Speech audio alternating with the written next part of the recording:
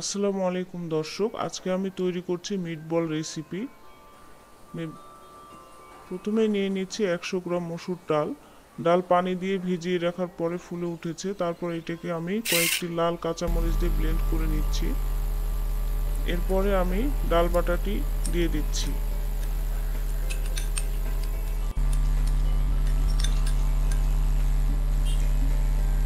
এরপরে অ্যাড করছি 500 গ্রাম গরুর মাংসের কিমা।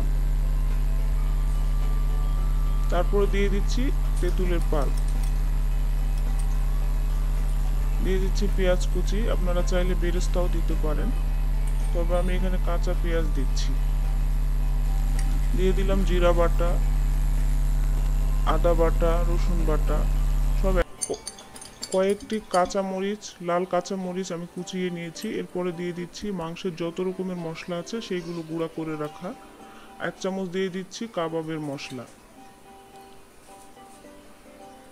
তারপর দিয়ে দিলাম পরিমাণ মতো লবণ, গুঁড়া হলুদ 1 চামচ, আর দিয়ে দিলাম গুঁড়া মরিচ। আপনারা যে যার মতো ঝাল খাবেন সেই হিসেবে আপনারা ঝাল দিয়ে নিতে পারেন। এখানে ফেটিয়ে দিচ্ছি একটি ডিম।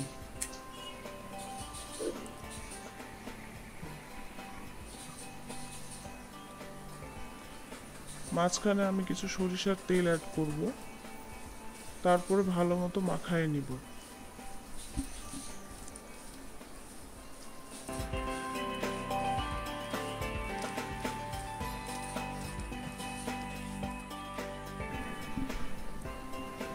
সেমভাবে আপনারা খাসির মাংসও কিংবা মুরগির মাংসের কিমা দিয়েও মিটবল তৈরি করতে পারেন।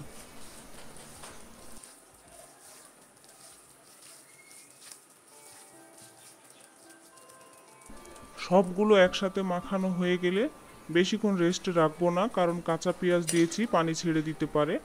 2-3 মিনিট পরেই আমি মিটবল বানিয়ে নিব। আপনারা যে যার মতো শেপ দিতে পারেন। এখানে আমি যেহেতু মিটবলটাই দেখাচ্ছি, মিটবল বানানোর ট্রাই করছি আমি।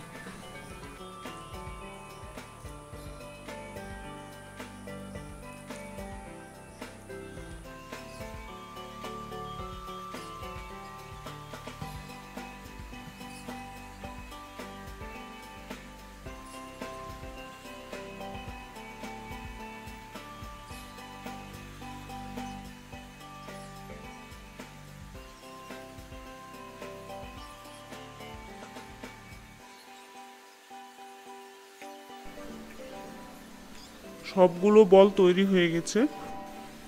এখন আমি চুলায় সরিষার তেল দিয়েছি। তেল হালকা গরম হয়ে এলে আমি একটা একটা করে সব ছেড়ে দিব।